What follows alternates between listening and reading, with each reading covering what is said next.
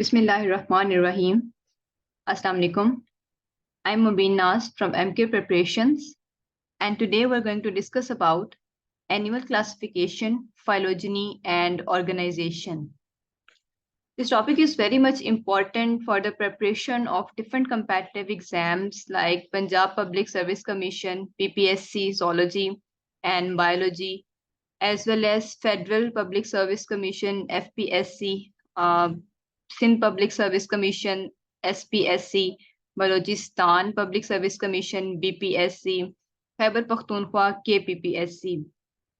The material quoted in these slides have been taken from different source books, which includes FSC Biology Part 1 and Part 2, Federal Biology Part 1 and Part 2, Zoology Miller and Harley, 5th and 10th edition, Hickman Zoology, Campbell Biology, and Ravan Biology.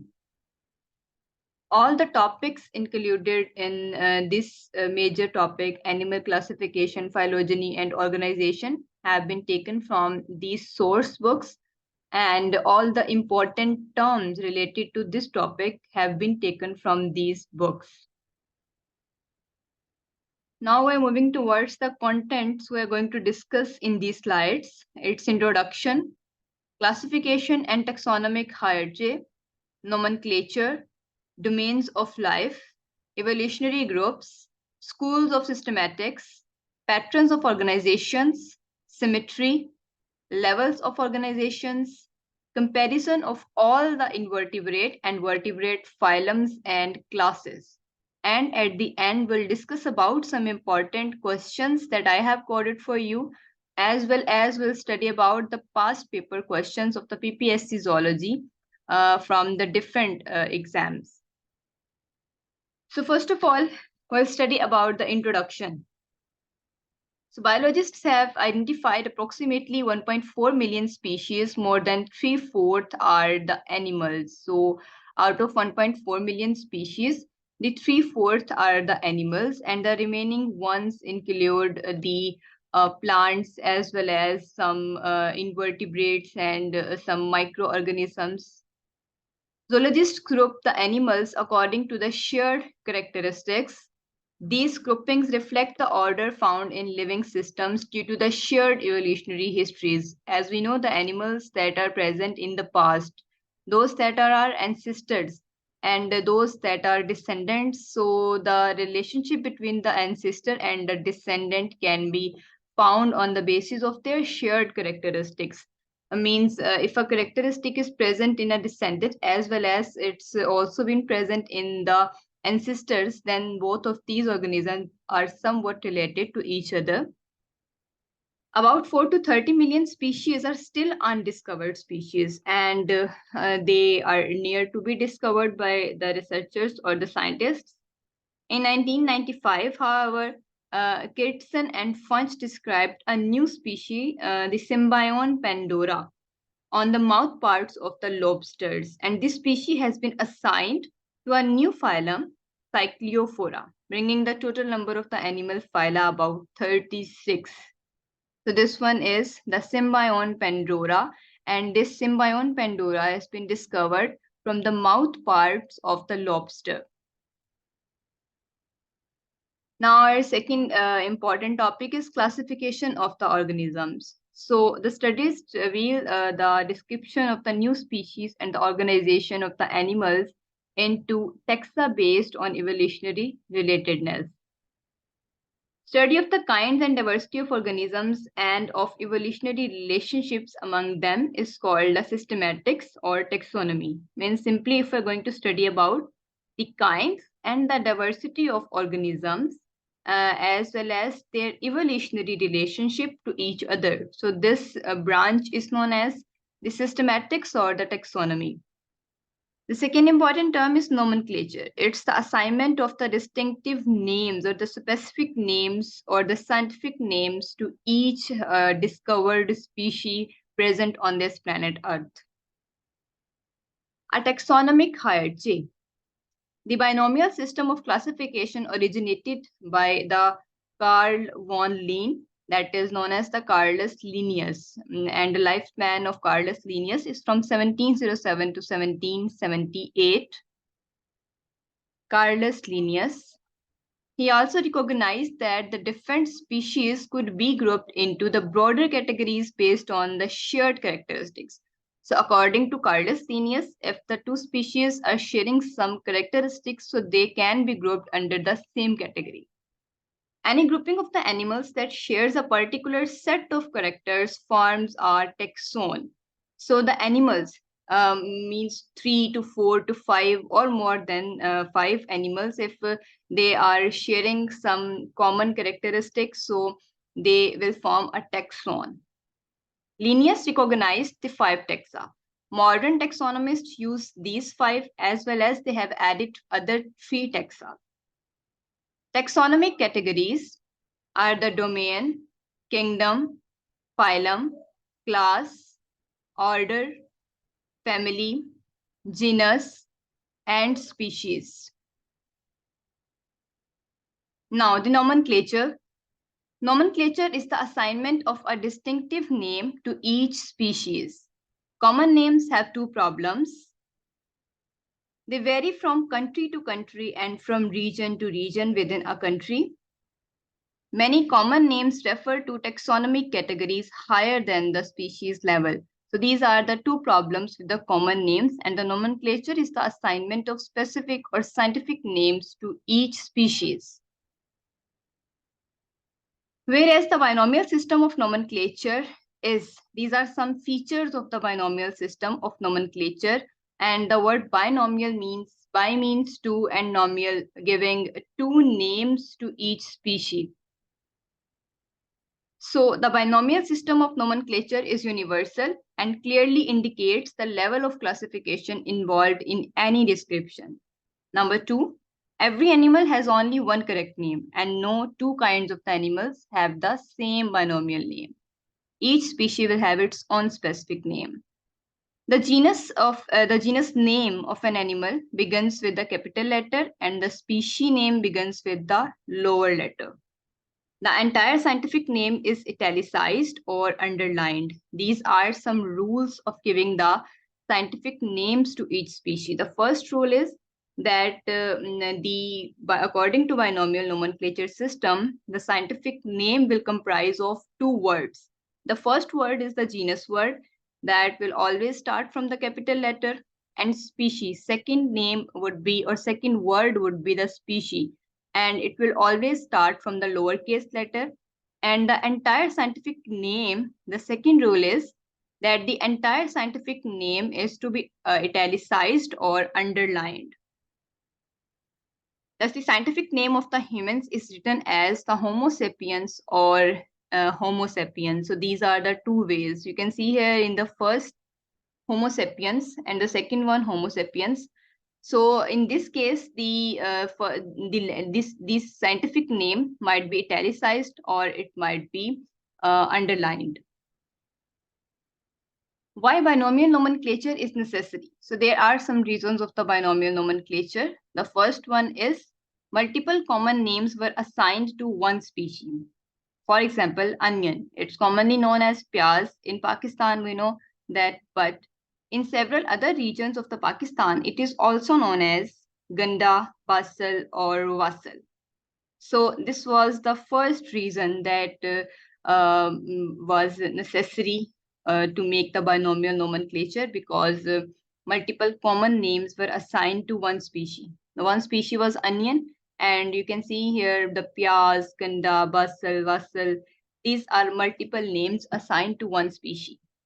The second reason is same or common name was assigned to the multiple species. So a single name was used for different types of species. For example, the blackbird was used for the crow as well as for the raven. So same name can be used for different types of the species. Number 3, common names has no scientific basis. So for the biologists, for example, a fish is always a vertebrate animal with a backbone. But the silverfish is an insect, and the crayfish, jellyfish, and starfish, they do not fit the biologist's definition of fish. So the different names at the end of the different words, you can see the word fish. So it doesn't really mean that they are the fish that is a vertebrate animal. So these are the three reasons that why the binomial nomenclature is necessary. Now, the polytypic species, sometimes a species divided into subspecies using a trinomial nomenclature system. Such species are known as the polytypic species. The generic, the specific, and the subspecific names. Now you can see here the three names are assigned according to the trinomial nomenclature. Three names or the three words in the scientific name of a species are present. The first one is the generic, the second one is the specific, and the third one is the subspecific name. So these are printed in italics or underlined if the handwritten or typed.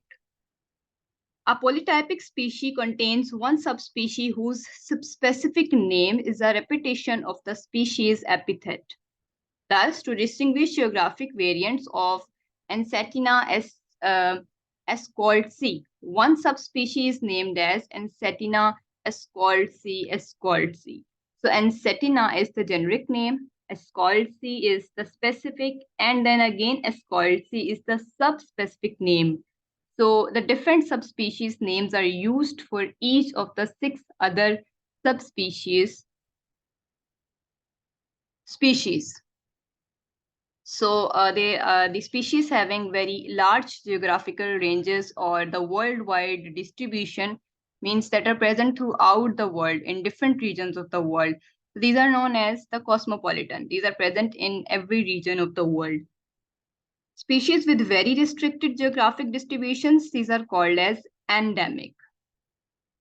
Sources of the phylogenetic information. So the first source is the comparative morphology. It examines the varying shapes and sizes. In case of comparative morphology, we'll focus on the shapes and the sizes of the organisms, and then we're going to relate these organisms with the other ones. So it examines the shapes and sizes of the organismal structures, including their developmental origins. Both the macroscopic and the microscopic characters are used, including the details of the cellular structures revealed by the histology. Number 2 is comparative biochemistry. So in case of biochemistry, we'll have to focus on the biological molecules. We need to compare the biological molecules such as the sequences of amino acids in the proteins and the sequences of the nucleotides in the DNA in the nucleic acids to identify the variable characters for constructing a cladogram. So direct sequencing of the DNA is regularly applied to phylogenetic studies. However, the comparisons of the protein sequences are usually indirect. Most importantly, the nucleotide sequences of the nucleic acids like the DNA or the RNA, they are compared. Number 3, comparative cytology. So the word cytology refers to the study of the cells. So in this, we use the variations in the numbers, shapes, and sizes of the chromosomes that are present inside the cells and their parts to obtain the variable characters for constructing the cladogram. So these are the 3 sources of the phylogenetic information that gives us some evolutionary relationship cues. If we're going to compare the sizes and the shapes according to comparative morphology, we'll compare the molecules, the biological molecules in comparative biochemistry, and we'll compare the numbers, shapes, and sizes of chromosomes and the structures of the cells according to the comparative cytology. Now, the molecular approaches to animal systematics. The relatedness of the animals is reflected in the genes and the gene products. Use of the amino acids or the nucleotide sequences data can determine the evolutionary relationships of different categories. It involves comparing the sequences of the functionally homologous molecules from each organism being studied. The number of differences between them is determined. Then, greater the number of differences, the more distantly related the organisms are. So it explains that how we can compare the nucleotide sequences or the amino acid sequences. So if the two species are sharing more amino acids, or if their nucleotide sequences are more similar to each other, so these species are showing close relationships. But if the number of differences are greater than the similarities, it simply means these two species are more distantly related. Now, the domains of life.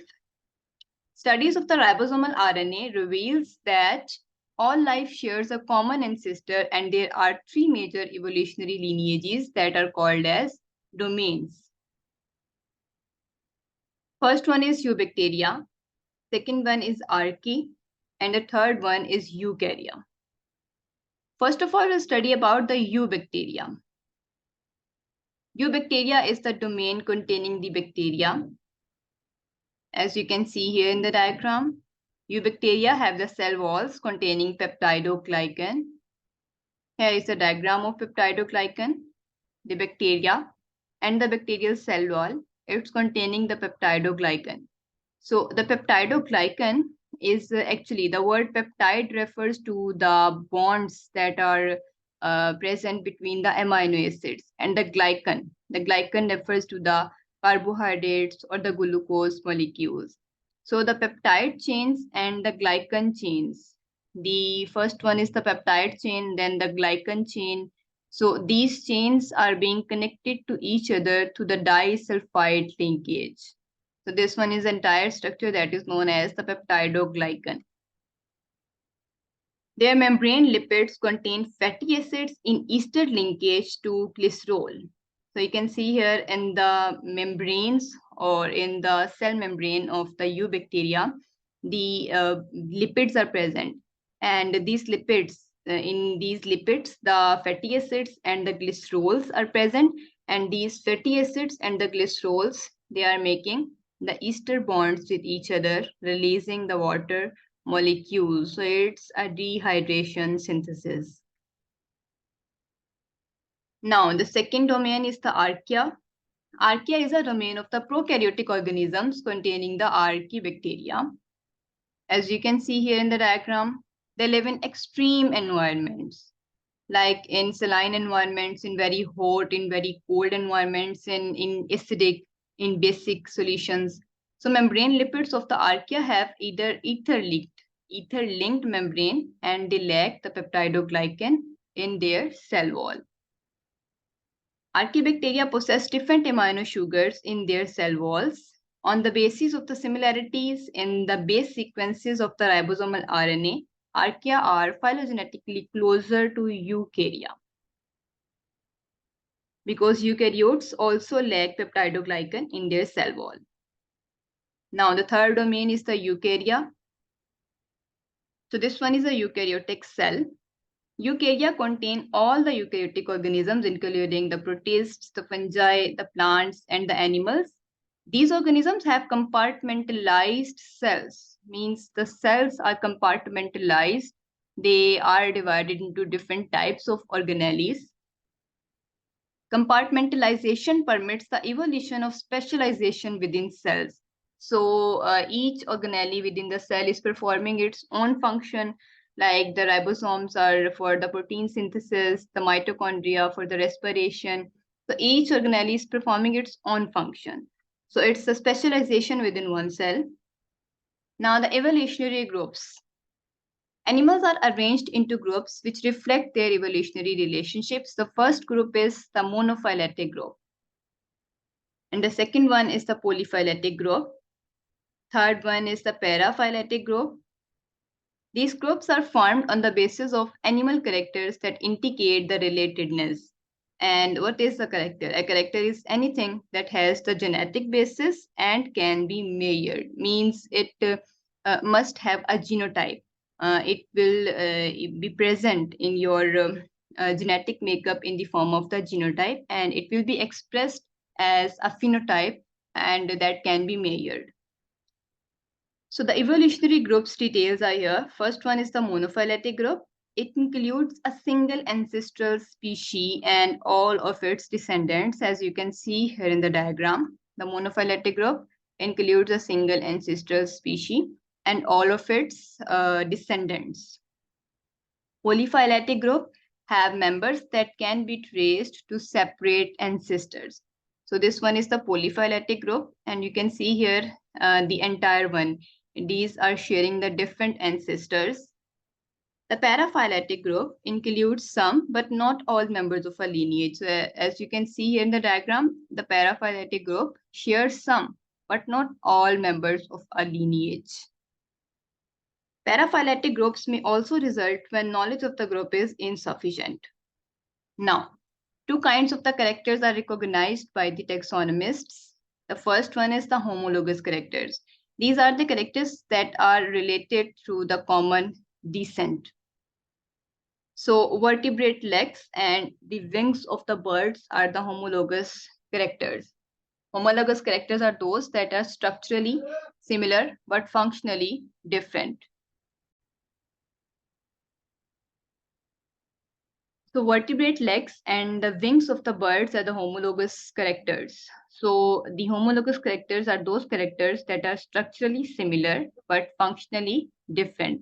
The vertebrate legs are used for moving and wings of the birds, they are used for flying. So functionally these are different, but structurally these are similar. So you can see here in the diagram, the vertebrate legs like the human and the wings of the birds as well as the whale, the bat, the cat. So all of these have same types of bones. By structure, these are similar, but by function, all of these are performing different functions.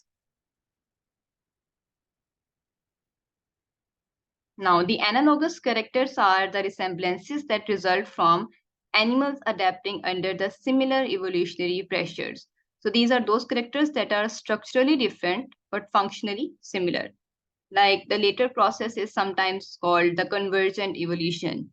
So the homoplasy is a term applied to the analogous resemblances. That one is the second term that we can apply or use for the analogous characters. The similarity between the wings of the birds and the insects is the homoplasy. We know that the wings of the birds and the insects are both used for flying. So by function, they are similar. But by structure, the birds are having the hard bones, but the bat and the butterflies, they're having no bones. So structurally, these are different. Homologies are useful in classifying animals. So the presence, now how these characters, the homologous or the analogous characters are playing a role in the relatedness between the organisms. So the presence of one or more homologous characters in two animals indicates some degree of relatedness between the animals. So if the two animals are having more resemblances or they're having the homologous characters, so they will be somewhat related to each other. Now, the schools of systematics, there are two contemporary approaches to the animal systematics. The first one is the evolutionary systematics, and then the phylogenetic systematics that is known as the cladistics. So first of all, we'll study about the first school of systematic, that is the evolutionary systematics, that is also known as the traditional taxonomy. So it is the study of the classification and evolutionary relationship among the animals. It is considered that the similarities in the structures of the animals are the evidences of the evolutionary relationships.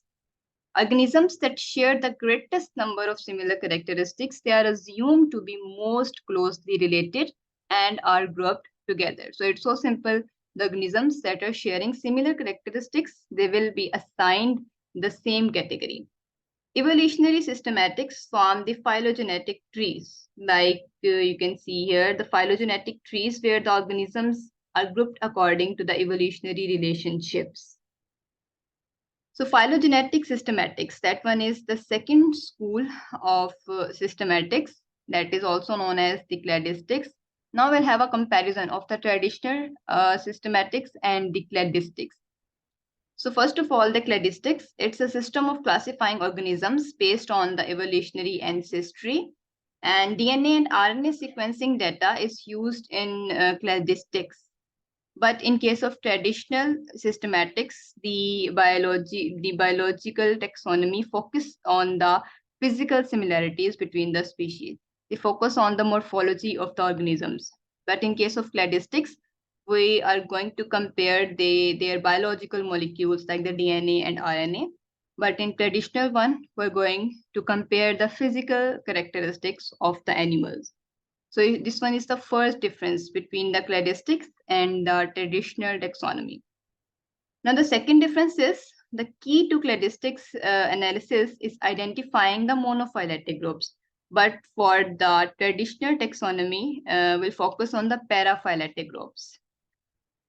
Now, for cladistics, it doesn't use the terms because evolutionary is very deep and complex. Evolution is very deep and complex. And the traditional taxonomy, in our evolutionary systematics, several fixed levels of IRJ are used. So this one is the third difference. Now, again, the phylogenetic systematics or cladistics.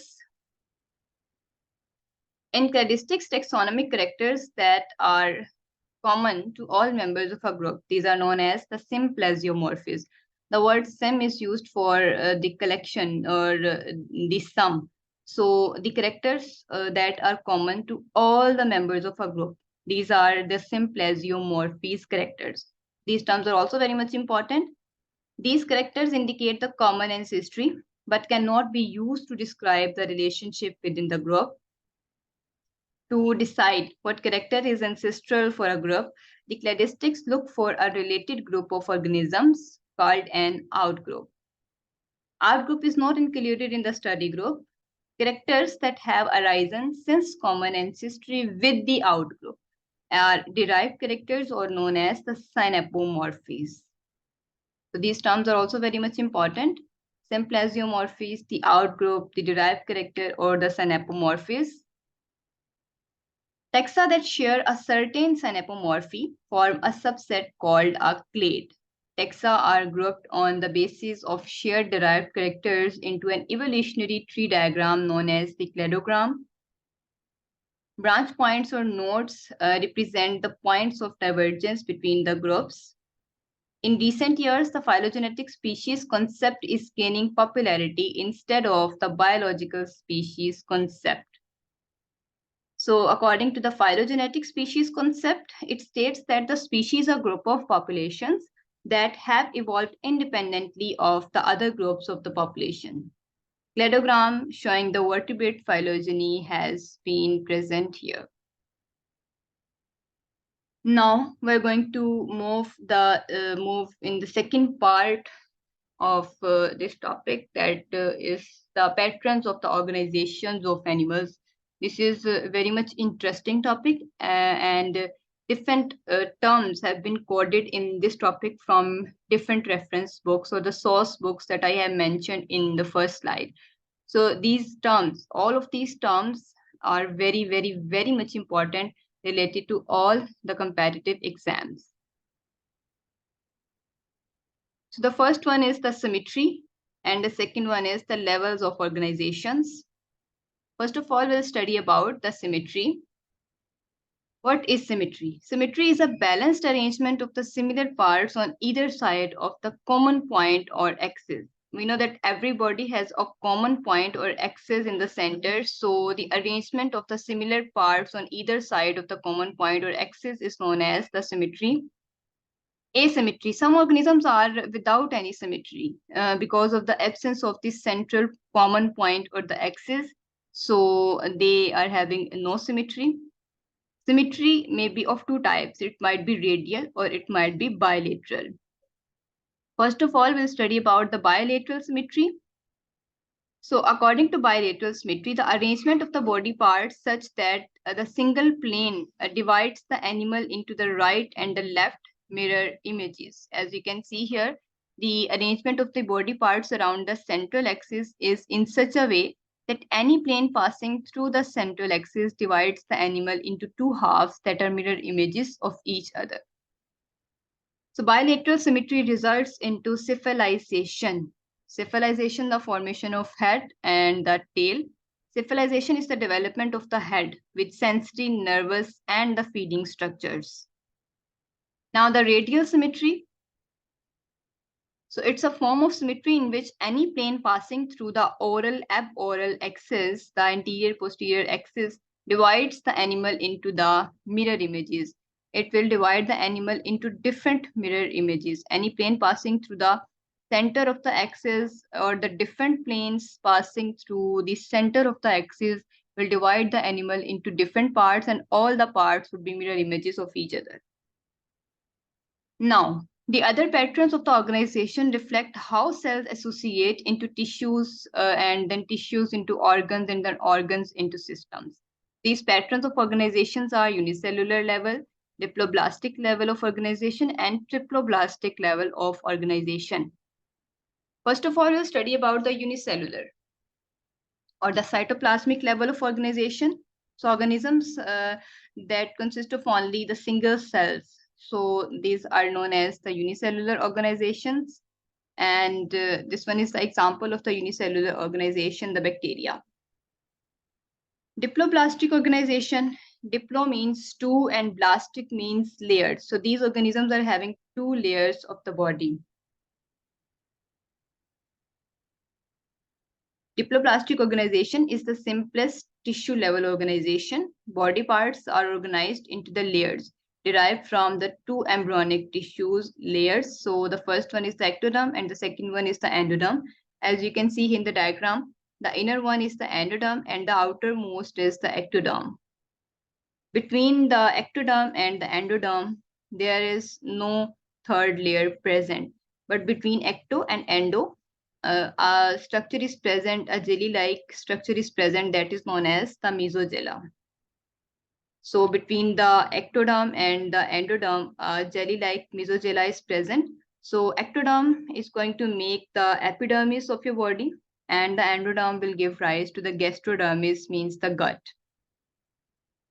Triploblastic organization, triplo means three and blastic means layers. So these organisms are having three layers of the body. Body tissues are derived from the three embryonic layers, the ectoderm, mesoderm, endoderm. Ectoderm forms the outer layer of the body, and the endoderm lines the gut. Between these two layers is the mesoderm. That one is the third layer, which gives rise to the supportive, the contractile, and the blood cells. So from the ectoderm, the skin and the nervous system will form. From the endoderm, the gut will be formed. And from the mesoderm, different internal organs like the skeleton, the skeletal system, the bones, the muscles, the blood cells. So all of these things, then the blood or the circulatory system. So all of these systems would be arise from the mesoderm. Diploblastic animals are organized into the subgroups based on the presence or absence of a body cavity. Now you can see here, there is no body cavity present. The ectoderm, the mesoderm, and endoderm is present. They are continuous with each other. So here you can see, you cannot see any body cavity. But on the basis of presence or absence of this body cavity, these triploblastic organisms are further divided into three categories. First of all, we'll study about that what is body cavity. Body cavity is known as the coelom. So body cavity is a fluid-filled space located between the digestive tract and the outer body wall, in which the internal organs are suspended and separated from the body wall. This one is the body cavity, the central one, the outer ectoderm and the inner endoderm. From the endoderm, the gut arises, and from the ectoderm, the skin arises. Between these two, the cavity is present, and all the important organs are present in this cavity. So the body cavity is advantageous because it provides more room, means more area for the organ development. It provides more surface area for the diffusion of the gases, nutrients, and wastes. It provides an area for the storage. It acts as a hydrostatic skeleton. It provides a vehicle for eliminating the wastes and the reproductive products from the body, means the gametes from the body. And it facilitates the increased body size. So these are the advantages of the body cavity or the coelom. Now, the triploblastic body plans. In triploblastic animals, the body plans are organized into three patterns, the acoelomates, the pseudocoelomates, and the coelomates. So first of all, triploblastic acoelomate pattern. Mesodermally derived tissues form a solid mass of the cells between the ectodermally and mesodermally derived tissues. So these animals are called the acoelomates, and examples include the phylum Platyhelminthes, the flatworms like the liver fluke or the tapeworms. So they are having no cavity. A means without coelom, without body cavity.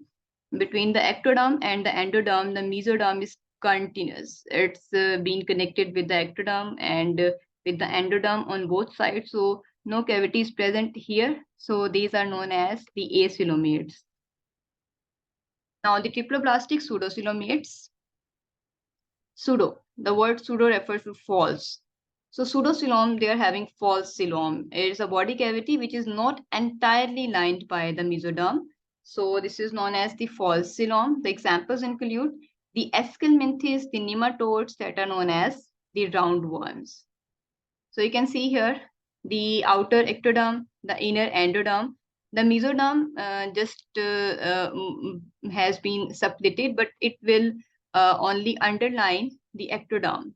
There is no mesoderm that is going to underline your gut. Only it's going to underline the ectoderm. So a cavity will be formed here. So this one is the false cavity. Now the triploblastic coelomate pattern. Coelom is the true body cavity that is completely surrounded by the mesoderm. As you can see here, the ectoderm and the endoderm. The mesoderm just split down, and on one side it underlines the ectoderm, on the other side it underlines the digestive tract or the endoderm, and between these two a space is present that is known as the body cavity or the coelom. A thin mesodermal sheet, the peritoneum, so the sheet that is going to underline the body wall or the ectoderm is known as the peritoneum, this one. And the peritoneum is continuous with the serosa. The peritoneum is continuous with this serosa through this point. It's continuous with serosa that underlines the visceral organs or the digestive tract. The peritoneum and the serosa are continuous and suspend visceral structures in the body. So the peritoneum and the serosa, these are continuous with each other and through the mesenteries. These are continuous with each other through the mesenteries. So for the suspending visceral structures in your body, these suspending sheets are called the mesenteries. So these are the connecting points that are connecting the serosa with the peritoneum. Higher animal taxonomy. Traditionally, the Animalia have been considered monophyletic. About 0.6 billion years ago, an evolutionary explosion occurred that resulted in the origin of the modern phyla. So, four phyla, the Mesozoa, Porifera, Cnidaria, and the Ctenophora, they originated independently from the other animal groups, but the Cnidaria and the Ctenophora, they are grouped together as radiata based on the presence of the radial symmetry and the diploblastic organization. So other animals are bilaterally symmetrical, except the Ctenophora and Cnidarians. All the other animals are bilaterally symmetrical, except the echinoderms. The echinoderms larva is bilaterally symmetrical, but their adults are radially symmetrical. Phylidaria are further divided into the two larger groups based on the similarities and the differences in the early development. So these two groups are the Protostomia and the Deuterostomia. First of all, we'll study about the Protostomia, the Proterostomes. So protostomes include the phyla, the Platyhelminthes, nematodes, mollusks, annelids, and arthropods. And their characteristics include they are showing the spiral and determinate cleavage. Spiral and determinate. The fate of each cell is determined, that which cell is going to make which type of body organ or structure. The second thing is the blastopore. The blastopore is going to form the mouth. The third thing is the coelom formation. So coelom is formed by the schizocylous hypothesis, by the splitting of the mesoderm. The mesoderm is going to split down, and between these two layers, a cavity is present that is known as the coelom. So the hypothesis according to which the coelom would be formed by the separating of the mesoderm, this hypothesis is known as the schizocele hypothesis. The fourth one is a trochophore larva. So a trochophore larva is usually present in protostomia. Deuterostomia. So the animal phyla include the Echinodermata, Hemichordata, and Chordata, and their features include they are showing the radial and the indeterminate cleavage. They are showing the radial cleavage in which all the cells are of equal shape and size, and the fate of these cells is still indetermined. It would be decided later. The second thing is the blastopore. The blastopore would not form mouth, it would form anus. The blastopore would form the anus. The third thing is the coelom formation by the anterocellus hypothesis. According to this hypothesis, coelom would be formed by the archenteron, by the outpouching of the archenteron or the primitive gut. Okay, so by outpouching of the archenteron or the primitive gut, the coelom would be formed here. The fourth one is they're showing no larval stages. Molecular studies suggest that the protostomes include the two major monophyletic lineages. The first one is Ecdysozoa and the second one is Lophotrochozoa. The Ecdysozoa includes the arthropods and the nematodes, as you can see here in the diagram. Arthropods and the nematodes possess an outer covering called the cuticle. So this cuticle is going to shed or molted periodically during the growth, and this phenomena is known as the ecdysis or the molting. So arthropods and nematodes, they are having the external skeleton in the form of cuticle, and they're going to shed this cuticle for their growth. The second group is the Lophotrochozoa, which includes the annelids and the mollusks. Okay, so Lophotrochozoa is showing the annelids and the mollusks, and the annelids and the mollusks are sharing the common ancestry based on the presence of the trochophore larva. Now, some members of this group have lophophore that function in filter feeding. As you can see here in the diagram, some members of this group, like the Lophotrochozoa, these are the other members of this group. They're showing a stage that is known as the lophophore. This one is the filter feeding stage. Now, we'll have a comparison of the Kingdom Animalia.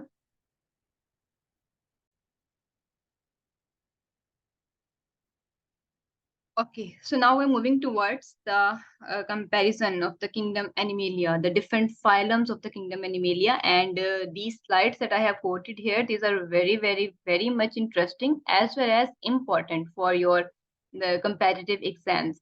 So I have given a detailed comparison of all the terms, the Parazoa, the Eumetazoa, on the basis of their tissue organization, on the basis of their symmetry, on the basis of their coelom, and the origin of the coelom.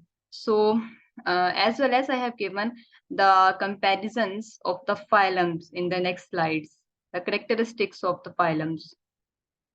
So all of these comparisons are very, very much important, and they would be surely helpful for you for the preparation of your exams. So first of all, on the basis of the tissue organization, animals are grouped in two categories, the Parazoa and the Eumetazoa. So the Parazoa are having no specific tissue level organization, but Eumetazoa, they are having specific tissue level organization. So from the Parazoa, we have only one phylum that is named as the phylum Porifera, which includes the sponges.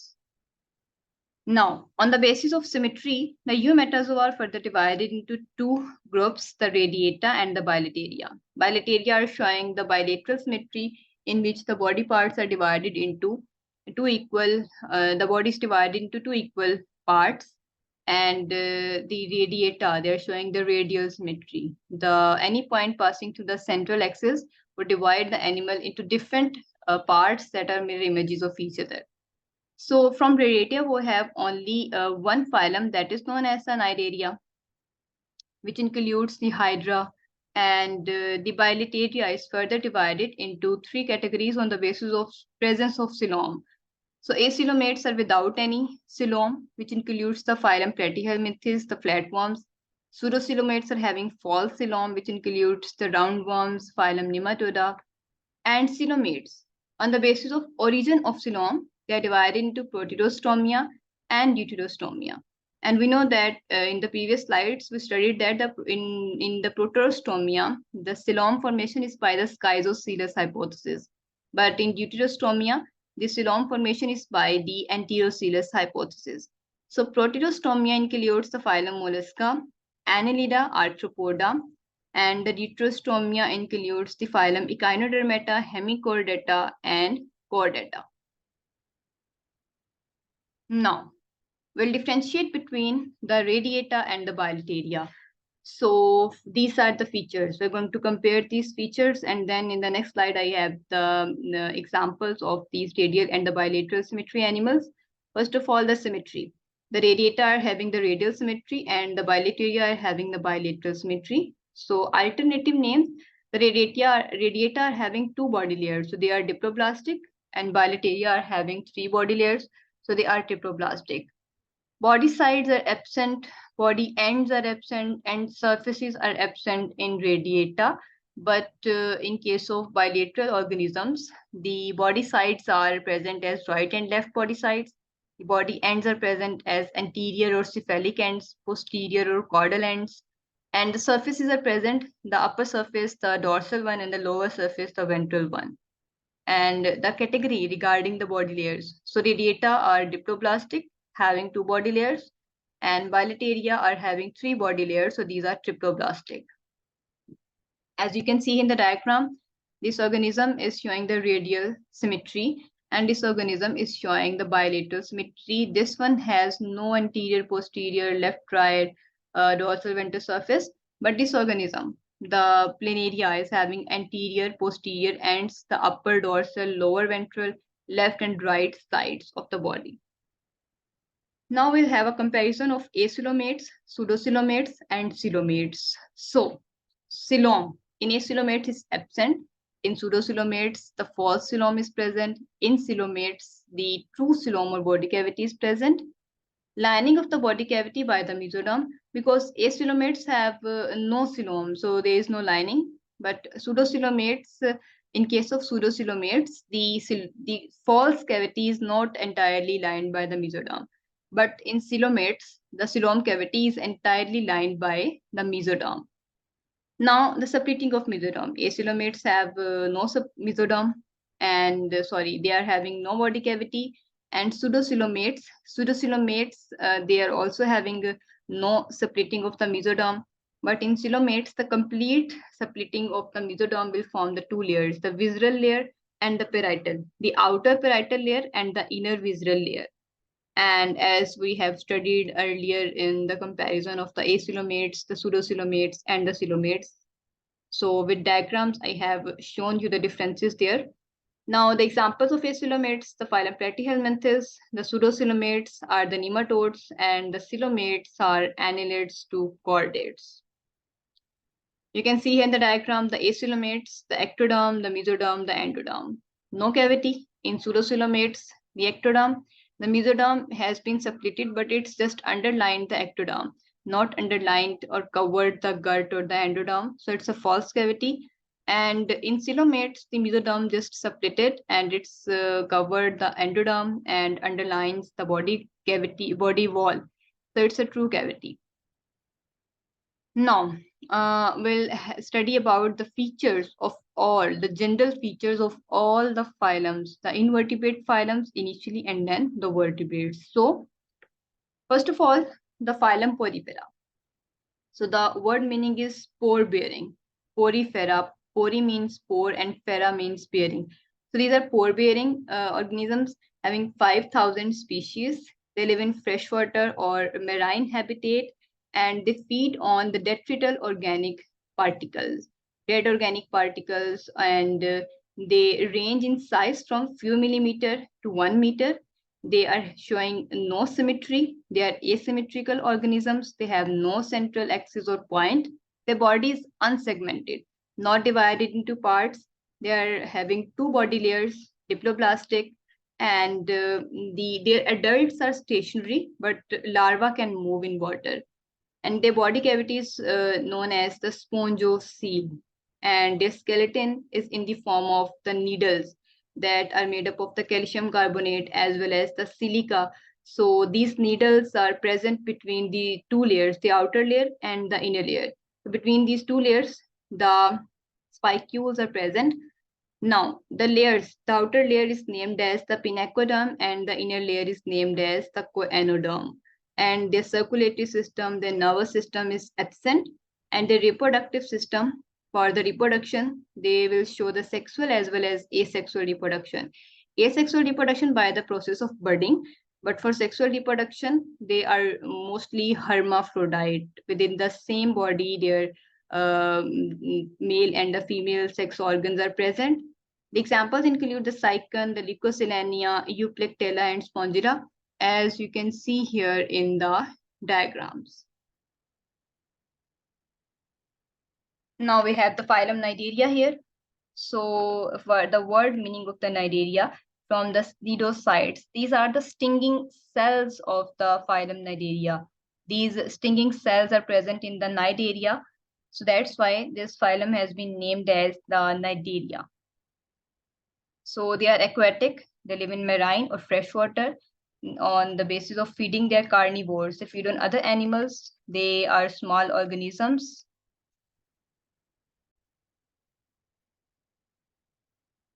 So on the basis of food, they are carnivores. They are going to feed on the other small organisms.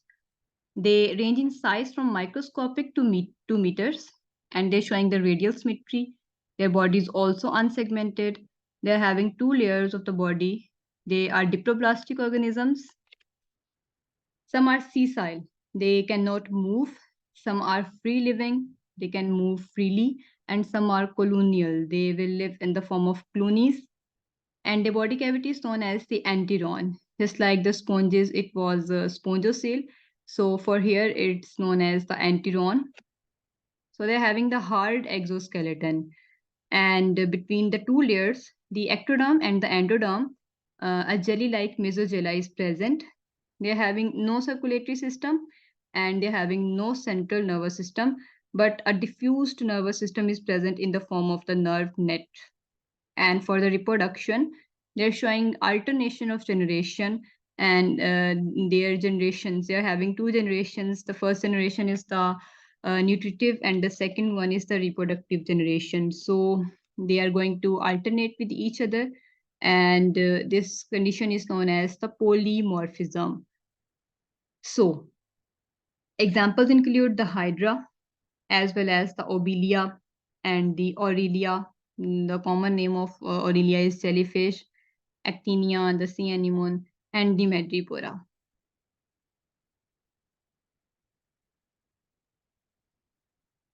Now we have the phylum Platyhelminthes. So the Platyhelminthes are known as the flatworms. The word platy means flat and helminth means worm.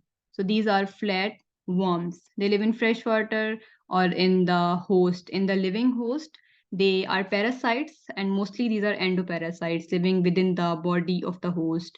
They range in size from few millimeter to 1 meter.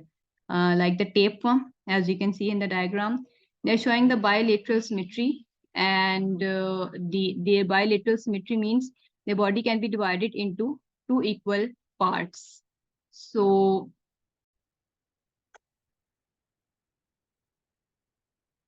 now the body is unsegmented, and they are showing the triploblastic organization having 3 layers of the body, and they are mostly free living.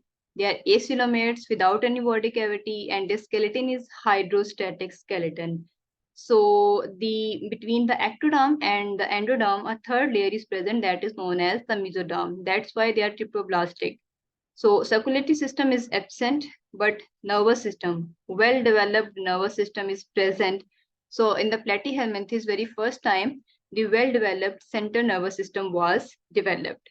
They are showing both the sexual and the asexual type of reproduction. And the examples include the planaria, as you can see in the diagram, the liver fluke, and the tapeworm, and the blood fluke.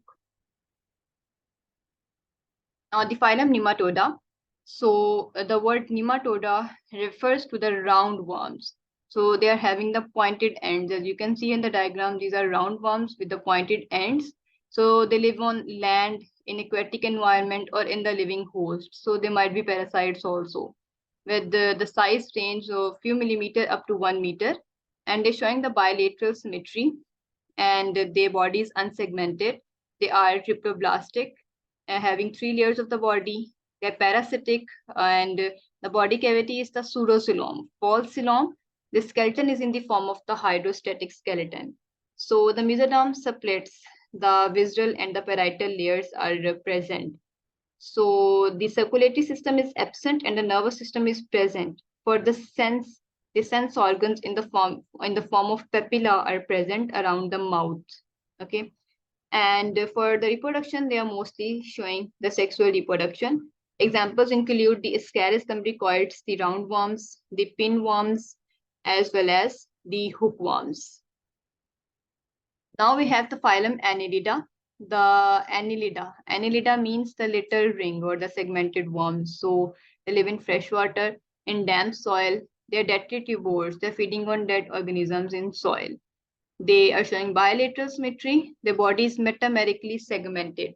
Segmentation is another thing when body is divided into only segments. Now, metamerically segmented means body is divided into segments with each segment that is functionally active or functionally specialized. So, the functional specialization or the structural specialization of the segments is known as the metameric segmentation. They're triploblastic, and some are free living, some are parasitic, like the leech. It's the free living, it's the external parasite, and it might be a free living organism. And earthworm, it's a free living organism. So they're coelomates, they're true coelomates. Their mesoderm splits into 2 layers, and a true cavity is present. That is known as the coelom, and they are showing the hydrostatic skeleton. The circulatory system is present, and the blood vessels are present. Central nervous system is well developed. They are showing the sexual reproduction mostly.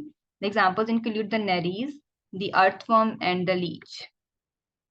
Now the phylum Arthropoda. Arthro means joints and poda means legs. So they are having the jointed legs. They live in land, in water, in air, in all types of environments, and they feed on the small plants as well as on other animals and on the organic food. So they're showing the bilateral symmetry, and their body is segmented, divided into 3 main segments: the head, thorax, and the abdomen. The head, the thorax, and the abdomen. These are main 3 segments of their body, and their exoskeleton is impregnated with the cuticle. So they are triploplastic, having 3 body layers. They can swim, they can fly, they can crawl. As you can see here, this one can jump. This butterfly can fly, and the bees can also fly. These can jump. The centipedes, millipedes, they can move or crawl. So they are having the body cavity that is known as the hemocoel. Okay, the body cavity is known as the hemocoel. And their skeleton is in the form of the exoskeleton, impregnated with the cuticle or the calcium carbonate. The circulatory system is open circulatory system, having no blood vessels. The blood will not flow in the blood vessels. They are having the highly developed central nervous system. They are sexual mostly, and metamorphosis takes place. Metamorphosis means they are having the shape change. When they're going to hatch from the eggs, they will be in the larval condition, and then the larva will change its shape and it will be converted to the adult. That is known as the metamorphosis. This conversion is known as the metamorphosis. So the examples include the Daphnia, cyclops, crabs, lobsters, prawn, wood louse, dragonfly, mosquito, tsetse fly, butterfly, moth, beetle, wasp, scorpion, spider, ticks, mite, centipede, millipede. So the bees, the grasshoppers, the butterflies, so the scorpions and the prawns, as well as the centipedes. So all of the examples have been mentioned here. Now the phylum Mollusca. So mollusca, these are soft-bodied animals with 50,000 species. Their habitat is aquatic, and some live in land also, but on land they will prefer the moist places. They feed on all types of organic food, range in size from few meters to 15 meters. They're showing the bilateral symmetry with unsegmented body and with cryptoplastic organization with 3 layers, having the true coelom, and they are having the exoskeleton in the form of the shell. Their exoskeleton is in the form of the shell, and this shell is also impregnated with the calcium carbonate. They are having the open circulatory system. The blood will not flow in the blood vessels except few species. So they are having highly developed central nervous system. Their sexes are separate usually. They show the sexual reproduction. And examples include the snail, the slug, marine mussel. These are the snails, the garden snail, the slug, marine mussel, the freshwater mussel, as well as the octopus and the squids. Now, the phylum Echinodermata. So, echino, the word echino means spiny, and dermata means skinned. So, these are spiny skinned animals with 5,000 species. They are exclusively marine. They live only in marine environment and feed on the organic food. They are showing two types of symmetry. The larva is showing the bilateral symmetry, and adults are showing the radial symmetry. And they're having 3 layers of the body, ecto, meso, and endo, and they can move freely, and some are attached to the substrate. They are having the true coelom. They are showing the endoskeleton. So the endoskeleton is showing the mesodermal origin. So they're having the endoskeleton, and plus a vascular system or a water vascular system in the form of water canals is present in their body. Their circulatory system is poorly developed. In place of circulatory system, their water vascular system is present. So they're having no brain, but around the oral end, the nerve ring is present. Around the oral end, the nerve ring is present. So they are having the larva. They will show the reproduction, and they're having the larva. This larva resembles to the chordates. The name of that larva is the bipinnaria larva or the brachiolaria larva. So examples include the starfish. This one is a starfish. This one is the brittle star. Okay. The starfish, the brittle star, the sea cucumber, as well as the sea urchin. So all of these are examples of the phylum Echinodermata. Now we have the phylum Hemichordata. So these are subchordates, or you can say the before chordate animals. They live in aquatic environment, preferably in marine environment, with the bilateral symmetry and triptoplastic body organization, and they are coelomates, having true coelom. Now their body is divided into segments. The anterior one is known as the proboscis, then the collar, and then the trunk. So the anterior one is the proboscis, then the collar, and then the trunk. And they are bottom dwellers. They are showing the endoskeleton. The circulatory system is present, as well as the nervous system is present. The centralized nervous system is present, and their larva also resembles to the chordates. The examples include the balanoglossus and the secoglossus. These are the two species of the hemichordates. Now the phylum Chordata. So the general characteristics of the phylum Chordata. The word chordata refers to the notochord. They're having the notochord. Their central nervous system is dorsal, and they are having paired gills in the embryonic life. These paired gills would be converted to some other structures, the eustachian tube in case of humans. These will be converted to the eustachian tubes. For the amphibians, they will still remain. For the fish, they will remain as it is. So phylum Chordata is divided into two subcategories, the acraniata and the craniata. So acraniata are having no cranium or the skull. The craniata are having true cranium or the skull. And acrania are further divided into the urochordates and the cephalochordates. The craniata, having the true skull, they are divided into the pisces and the tetrapods. The pisces or the fishes, these are divided into 3 groups: the cyclostomata and the chondric thighs, the cartilaginous fish, ostic thighs having the bony fishes, and the tetrapods having 4. These are known as the 4-footed animals. Tetrapods. Tetra means 4, and pod means the legs or the foot. So it includes the 4 classes: the amphibians, the reptiles, the aves, birds, and the mammals. Now we'll have a detailed comparison of the phylum core data. So first of all, I'll compare these 3 classes of the Pisces: Cyclostomata, the chondrichthyes, and the osteichthyes. Then we'll compare these tetrapods separately. So first of all, the body of the cyclostomata is long eel-like. So the cyclostomata, you can see here the hagfishes, and for the chondrichthyes, you can see here the sharks and having the cartilaginous skeleton. Osteichthyes are bony fishes, so you can see a bony fish. Now we'll have a comparison.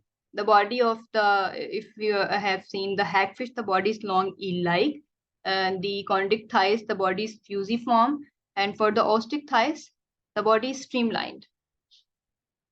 So the scales in cyclostomata, scales are absent. In chondrichthyes, the type of the scale, placoid scales are present, but in osteichthyes, gonoid, cycloid, and ctenoid scales are present. The cyclostomata live in marine environment. Chondrichthyes live in aquatic environment. It would be marine, it would be freshwater. Osteichthyes mostly prefer the marine environment. Now, the mouth, teeth, and jaws. So the mouth of the cyclostomata is ventral, and it's suctorial mouth, and no jaws are present. No teeth and jaws are present.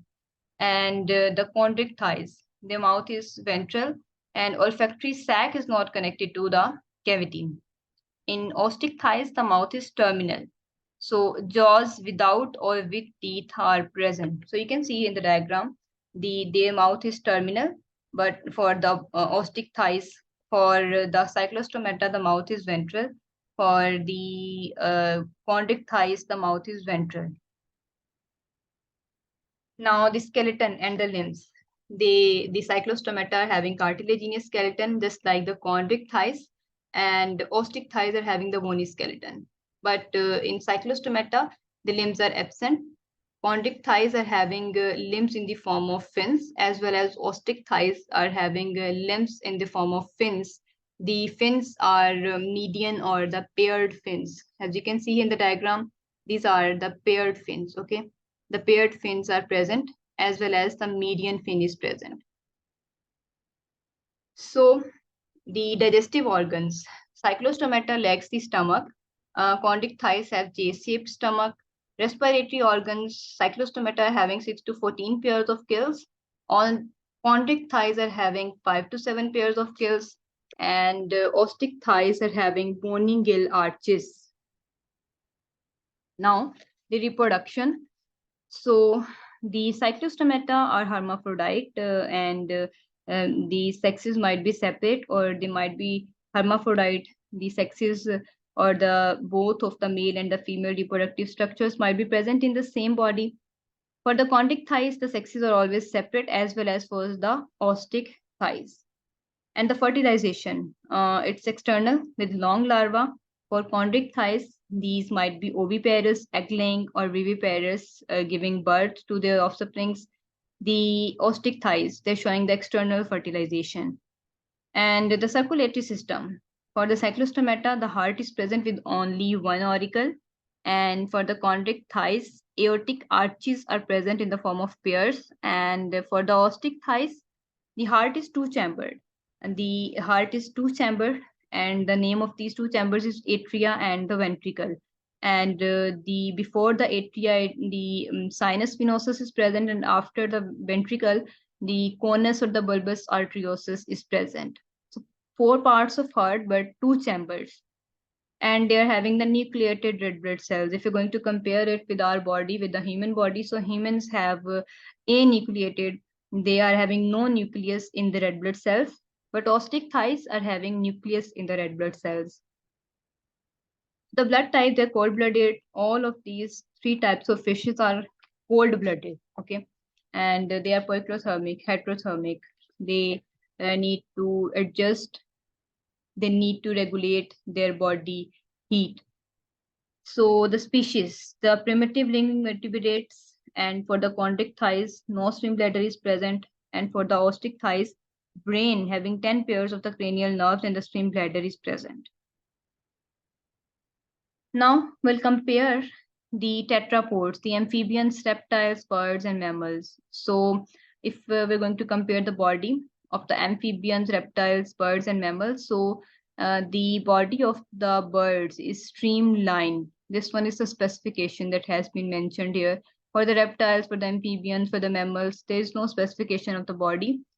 They are tetrapods, but still the body specification on the basis of different species, their body specification or shape is different. So for aves, it's same for most of the birds, their body is streamlined to reduce the drag force of the air. And if we're talking about the scales, so in the amphibians, the scales are absent, but the skin is moist. And for the reptiles, the scales are present. For the aves, the scales are present on the legs, but on their body, on the body, the scales have been changed to the feathers on the body. And for the mammals, the scales are absent and the hairs are present on the body of the mammals. Now we'll study about the habitat. The amphibians might live in land as well as in water. Because of their two types of the habitats, they are known as the amphibians. The word amphi refers to the two. Okay, so they are showing the two habitats. They're living in two habitats. Mostly their larvae prefer the land, the water, and their adults prefer living on the land conditions. So reptiles are purely reptiles, the birds, the mammals, they are all living on the land, on the dry place.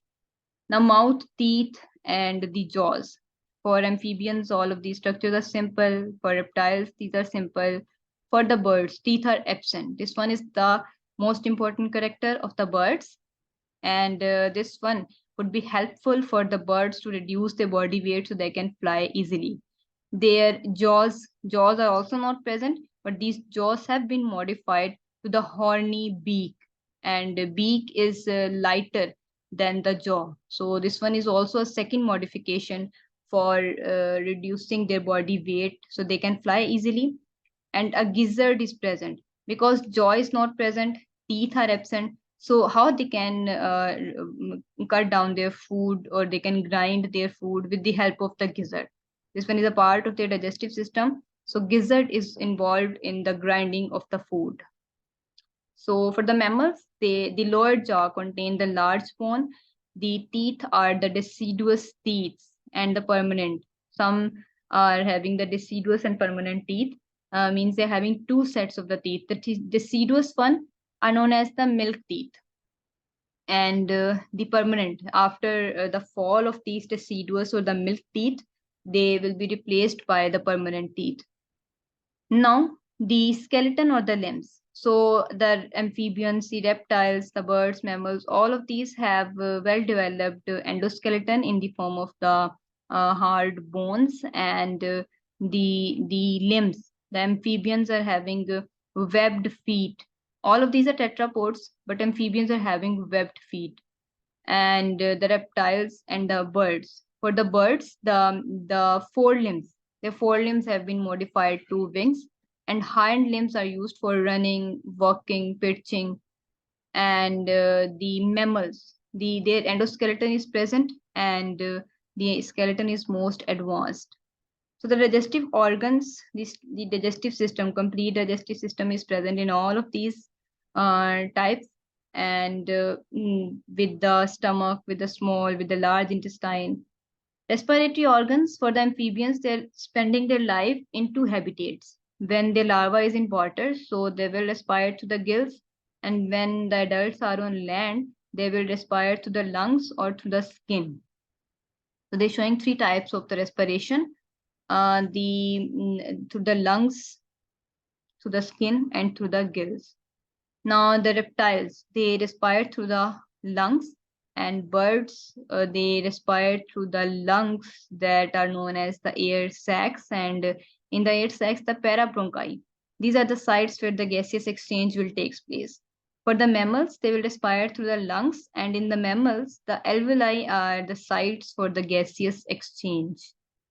Now, for the reproduction, the amphibians in all of these four tetrapods, the sexes are separate, and mostly they are showing the fertilization internally. In amphibians, the fertilization is external. Okay. And in case of the reptiles, the copulatory organ has been developed, so they will show the internal fertilization. In birds, the internal fertilization, and these are egg-laying oviparous organisms. Mammals are showing the internal fertilization. They're further divided into three categories: the oviparous, the viviparous, and the ovoviviparous. Now, the circulatory system. Amphibians are having three-chambered heart with double circulation. Reptiles are having a four-chambered heart, but the ventricle is not completely. Means the two atria and the two ventricles are present, but ventricle is not completely partitioned into two. In only one class, the crocodiles of the reptiles, the ventricle is completely divided into two. But in all other, the ventricle is incompletely divided. So birds and mammals, they're having the four-chambered heart. And in case of birds, the aorta is present on right side. In the mammals, it's present on the left side. And mammals are having non-nucleated red blood cells. Now the blood type. So amphibians and the reptiles, these are cold-blooded. They are ectothermic. They will prefer the heat from the external sources. But birds and mammals, these are endotherms. They are warm-blooded. They can maintain their body temperature. They are able to produce the metabolic heat. Now the special characters for the amphibians, they're showing the metamorphosis. So metamorphosis means their larva is going to change its shape to be converted to the adults. And these are anemniotes, they're having no embryonic membranes. But reptiles, birds, and mammals, all of these are amniotes. They're having three embryonic membranes: the amnion, chorion, and allantois. All of these membranes have different functions. Now, the reptiles, so they are having the three layers, the three embryonic layers. In case of the birds, the special character is their voice box, that is known as the syrinx. But in case of mammals, their voice box is known as the larynx. And the bladder is absent in birds. This one is also their modification to reduce their body weight for the flying. And some are the running birds. Okay, some are running birds. Now the like the penguins are the running birds. So mammals are having muscular diaphragm. This one is the specific characteristic of the mammals. They're having the muscular diaphragm. They are having the mammary glands. Their pinna, external ear, is present, and they're having the vocal cords for their voice, and as well as their voice box is known as the larynx. So these are the special characteristics of all of these phylums or the classes. Now the Pisces class fish, the example is the hagfish, the sharks, cartilaginous fish, and the bony fish that are known as the teleosts. These are all the examples of the amphibians. As you can see here, the frogs, the toads, the frogs, as well as the salamanders. So all of these are examples of the amphibians. And the reptiles, the snakes, you can see here, the alligators, as well as the caimans, gavials, lizards, turtles. So all of these are the examples of the reptiles. The birds, so peacock, pigeon, woodpecker, the rooster, the hen, the flamingos, the crows, the sparrows, the kingfishers, the swallows, the penguins, the doves, and all of these are the examples of the birds.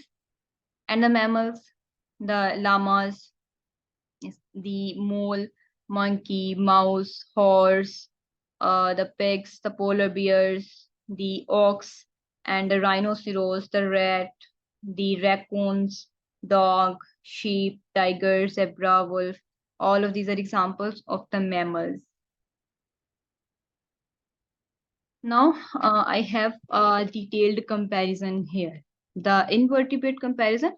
And remember one thing, we have studied all of these features in your slides separately.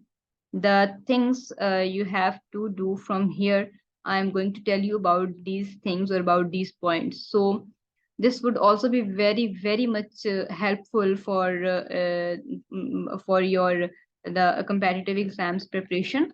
So first of all, we studied that Kingdom Animalia is divided on the basis of tissue level of organization. Uh, those that are having no tissue level of organization, these are parazoa, the phylum Porifera. We studied about their characteristics in detail. Now the eumetazoa, on the basis of symmetry, they are divided into the radial symmetry, the diploblastic, having two layers of the body, and they include only the one phylum, Cnidaria. These are all the characteristics that we already studied about, and these are the examples. Now the bilateria, having two body parts, they are having three body layers, and they're having true coelom. So a coelom, on the basis of coelom, they're further categorized into the acoelomates without any body coelom. These are platyhelminthes, okay? And on the basis of coelom, some are pseudocoelomates. They're having no true coelom. So false coelom is present. The example include the phylum Esculminthes or the nematoda. We studied about their characters and examples. And the third one category is the coelomates having true coelom. They're further divided into two categories, the proterostomes, and the second one is the deuterostomes. So proterostomes having three phyla, annelids, arthropods, and mollusks. We studied about their characteristics in detail.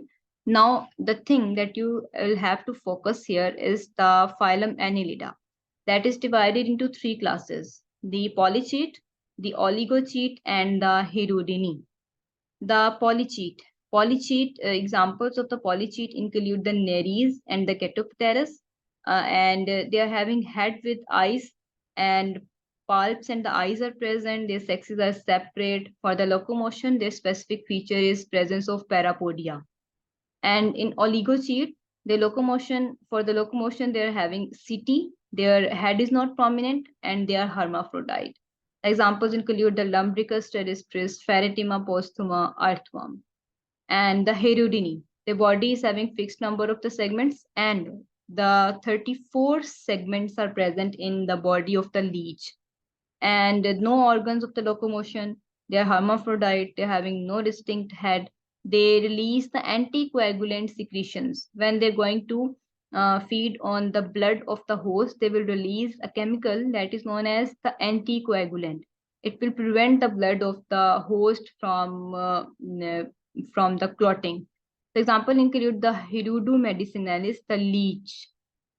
Now, the second important thing you'll have to focus here is the arthropoda, that is divided into four classes. The first one is crustacea, and they are having two pairs of antennae and one pair of mandibles. These characters are very much important of the crustaceans. The number of antennae, the number of mandibles, the number of maxilla. So they're having two pairs of maxilla with the separate sexes, and these are the examples: the lobsters, the prawns, crabs, cyclops, Daphnia, and woodlouse. And the second class is insecta.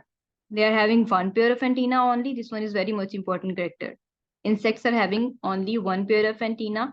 So compound eyes are present in insects with separate sexes. So dragonfly, mosquito, butterfly, moth, wasp, and beetles. These are the important characteristics of the examples of the insecta. Third class is the arachnida. So for the arachnida, they are having two pairs of pedipalps, four pairs of legs, no antenna, no jaws. Now, for the respiration, they're having book lungs. And this one is very much important characteristics of the arachnida. They're having book lungs. Examples include the scorpions, the spiders, the ticks, and the mites. And the fourth class is the myriapoda. They're having one pair of the legs or the segments and one pair of the antenna eyes. The examples include the centipedes and the millipedes. The centipedes are the carnivores and the millipedes are the herbivores. So all of these classes, their characteristics that have been mentioned here in comparison for you guys, as well as their examples. They are very, very much important, and you can easily compare these 3 classes of the annelids, these 4 classes of the arthropods for the preparation of your exam. Now, the class mollusca. The phylum mollusca. Phylum mollusca is divided into 3 classes: the gastropoda, bivalvia, and cephalopoda. So the gastropoda, their body is covered with one piece shell, and they are asymmetrical, having no proper symmetry, and their examples include the Helix aspera, the garden snail, Limex, the sludge. And the second class is bivalvia. They're having 2 pieces of shells, or the palisapoda. So they are showing the bilateral symmetry. The species are having 2 pieces of the shells, and they are having the plate-like gills. Their examples include the marine mussel, the freshwater mussel, and the oyster. The third class is the cephalopoda. They're showing the bilateral symmetry, and their shell is reduced and internal. So this one is also very much important point. In which class of the mollusca the shell is reduced or absent or internal? So you can easily pick from here. The cephalopods are having internal or reduced shell. The examples include the squid, the cuttlefish, and the octopus. Now we have the second lineage of the coelomates, the deuterostomes. And it's been divided into the echinoderms. We studied about the echinoderm characteristics as well as their examples in detail. And the hemichordata, their gender characteristics. We studied about their gender characteristics and their examples. And the chordata. The characteristics have already been mentioned in your previous slides. So I have quoted the comparisons of the classes of annelids, of arthropods, and the mollusca here for you. So you'll have to focus on the comparison of the classes specifically here. Now we have the vertebrate comparison. So for the vertebrate comparison, the vertebrates are or the craniata, in which the cranium is present. The vertebrates are divided into the deuterostomes are divided into 2 categories. Acraniata, these are protochordates. They are having no cranium or the skull. They're further divided into the urochordates or the cephalochordates. We studied about the urochordates and the cephalochordates. And in urochordates, the notochord and the nerve cord is present. They are only in the free-swimming larva. Adults are sessile and closed in a covering that is known as the tunic. And the examples include the tunicates or the molgula. Now the urochordates are divided into 3 classes: Larvaceae, Acidiaceae, Thaliaceae, with their respective examples, and cephalochordata. They are having notochord and the nerve cord that is present throughout the life. As you can compare it with the urochordates, in which the notochord and the nerve cord is present only in the free-swimming larva, and it's absent in adults. But you can see here, in case of cephalochordates, the notochord is present or persistent throughout the life. And the examples of the cephalochordates includes the Amphioxus.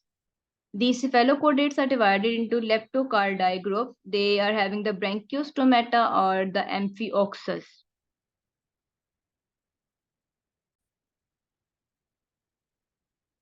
Now the craniata, in which the cranium or the skull is present, it includes the vertebrata that are divided into 2 superclasses: the pisces that are aquatic, the fishes.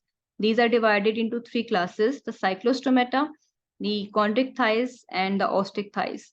So we studied about their structures in detail in your previous slides, and the examples have also been mentioned there for you as well as here. Now, the second group of the vertebrata is superclass tetrapoda. They're having 4, they are known as the 4-footed animals. So divided into amphibians, reptiles, birds, and mammals. Now, we have studied about their gender characteristics in the comparison and their examples as well.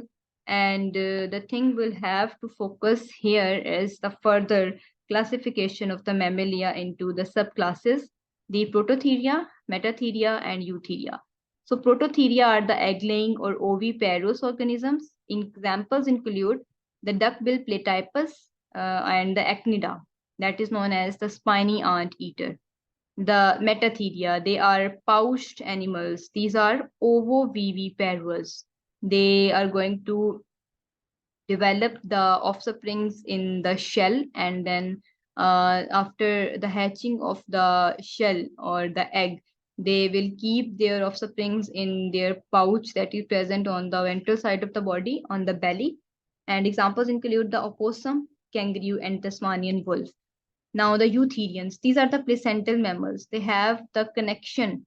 They have the connection in the form of placenta, that is a collection of the blood vessels that is linking the uterus of the mother with the fetus for the exchange of the gases and the nutrients. The examples include the man, whale, elephant, horse, and rat. This one was the detailed comparison of the invertebrates and the vertebrates. Remember, this comparison is very, very, very much important. This one is actually, I have summarized all of these comparisons from all of your books, and each and everything has been mentioned in these slides. So you can easily you go through these slides, specifically these comparisons for your competitive exams, and surely, inshallah, this would be very helpful for your exams preparation. Now, we're going to move towards the last segment of your topic. So we have some important questions here. The first one is, which one of the following is asymmetrical animal? So this one is the Euplectella. Euplectella is the asymmetrical animal because it's a sponge. Aurelia, it's the jellyfish, Physalia, Obelia. These are the cnidarians. So cnidarians have the radial symmetry, but Euplectella is a sponge. It's having no symmetry. It's an asymmetrical organism. Number 2, the symmetry shown by the echinoderm larva is bilateral. Number 3, which of the following is not a characteristic of the chordates? So spiral cleavage is not a characteristic of the chordates.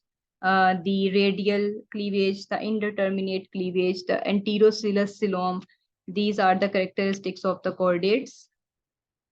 Now, number 4, the biradial symmetry is present in sponges, in ctenophorans, in echinoderms, or in nematodes. So bilateral symmetry or the biradial symmetry is present in ctenophorans. Their body is divided into two equal parts. They're showing the radial symmetry, but the radial symmetry will divide their body into two equal parts. Number 5, the organisms without the proper nucleus that live in extreme environments like the high temperature belongs to which domain? So these are archaea. They live in extreme conditions.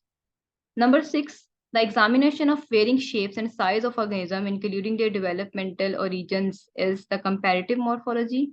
Number 7, we classify the halophiles in which of the following domain? Halophiles that can bear the highest saline conditions include the archaea.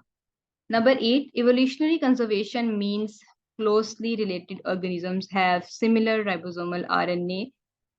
Number 9, which of the following germ layer is present in unicellular eukaryotes? So they are having no germ layers. Number 10, sometimes a species is divided into subspecies by using a trinomial nomenclature. Such species are known as the polytypic species. Number 11, development of the coelom is always associated with the triploblastic organization. Number 12, an alternative to the lenient taxonomy is called the phylochord. Number 13, domain Eukarya originated about 1.5 billion years ago. Number 14, a dash is anything that has genetic basis and can be measured from anatomical feature to a sequence of the nitrogenous bases in the DNA or RNA. So a character is anything that has the genetic basis. Number 15, which of the following is related with convergent evolution? So it's the analogous, having the structural difference but functional similarity. Number 16, the character that all members of the group share are symplasiomorphisms. Number 17, which of the following is diploplastic and radially symmetrical? So these are the sea anemones. They are diploplastic, having two layers of the body and showing the radial symmetry. Number 18, muscular and the skeletal systems are developed from the mesoderm.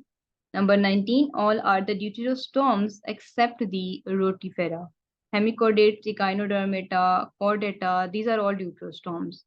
Number 20, in dash mesodermal cells line on the outer edge of the blastocele, that is the pseudocoelomate. They are having false coelom, that is not entirely lined by the mesoderm. Now we have some important questions that has been taken from the PPSC Zoology past papers from the year 2001 to 2022. The first one is the echinoderm give rise to the lining of the digestive tract. This question is from PPSC Zoology 2011 paper. Number 2, the adrenal gland is the derivative of the ectoderm and the mesoderm. This question is also from PPSC Zoology exam 2011. Number 3, the archenteron develops into the lumen of the digestive tract. And this one is also from 2011. Number 4, if the human and the pandas belong to the same class, then they must also belong to the same phylum. So this one is also from 2011. Number 5, which of the following subdivisions of the animal kingdom encompasses all others in the list? So proterostomes, coelomates, and the deuterostomes. We know that the coelomates are divided into are further divided into proterostomes and deuterostomes. And before coelomates, the bilateral. The division is bilateral division. So the bilateral includes all of these three terms. This question has also been taken from the PPSC Zoology exam 2011. Number 6, these are the schizocoelous phyla. So it includes the annelids, arthropods, and mollusks. This question is from the PPSC Zoology paper 2015. Number 7, which of the following is evidence that mollusks and the annelids may have the common ancestor? So the annelids and the mollusks have a trochophore larva. So this question is from 2015. Number 8, this terminal layer in the animal embryo gives rise to the lungs. So endoderm gives rise to the lungs. This question is from 2015. Number 9, blood and the other supportive tissues are derived from the layers, the mesoderm. And this question is from PPSC Zoology exam 2017. Number 10, the phylogenetic relatives have maximum similarity in the DNA. This question is also from 2017. Number 11, archaea means the ancient. So this question is also from PPSC Zoology exam 2017. Number 12, eukarya evolved about 1.5 billion years ago. This question has been taken from PPSC Zoology exam 2017. Number 13, which phylum does not belong to the Lophotrochozoa? So it's one, the Arthropoda.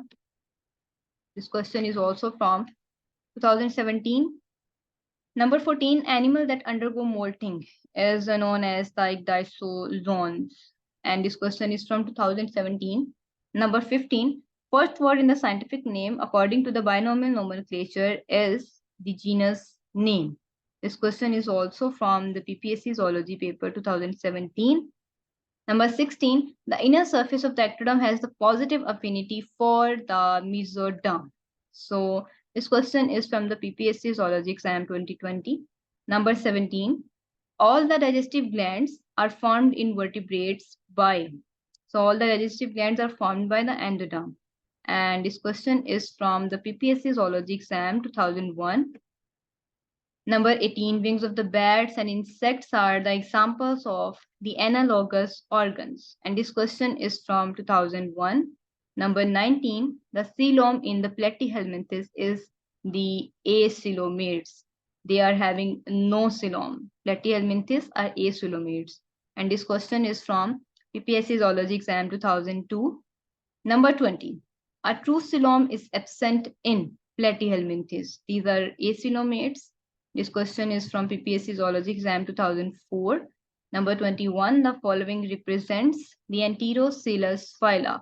So the Echinodermata is the phylum that are having the enterocoelous type coelom formation. This question is also from 2004. Number 22, phylogeny represents the history of an organism, and it represents the evolutionary history of an organism. And this question is from the PPSC Zoology exam 2004. Number 23, coelom is the body cavity originating from the mesoderm. It's formed by the splitting of the mesoderm. And this question is from the PPSC Zoology exam 2005. Number 24, the adult echinoderms has the radial symmetry. This question is also from 2005. Number 25, Carlos Linnaeus proposed the method of naming organism that is known as the binomial nomenclature. This question is also from the PPSC Zoology exam 2007. Number 26, coelom in adult mammals is represented by, so it's represented by the visceral cavity or the body cavity. So this question is taken from the PPSC Zoology exam 2010. Number 27, the body cavity is regarded as pseudocele in nematodes because it's not entirely lined by the mesodermal epithelium. And this question has also been taken from the PPSC Zoology exam 2010. Now we have done with all of the topics, all of the important topics related to the animal classification, phylogeny, and organization. And most important segment of these slides is the comparison of the animal phylums as well as their classes. And you'll, if I'm giving you the surety, if you're going to prepare your competitive exam by these slides, by going through these slides, specifically the comparisons, so it would be very helpful for you. Now there are 6 subjects about which I'm going to tell you something. The MK preparation channel is going to start the preparation of lecture biology, zoology, botany, as well as physics, chemistry, and English. So for the further details, you can contact on the number that has been given to you in the description. So until then, Allah Hafiz.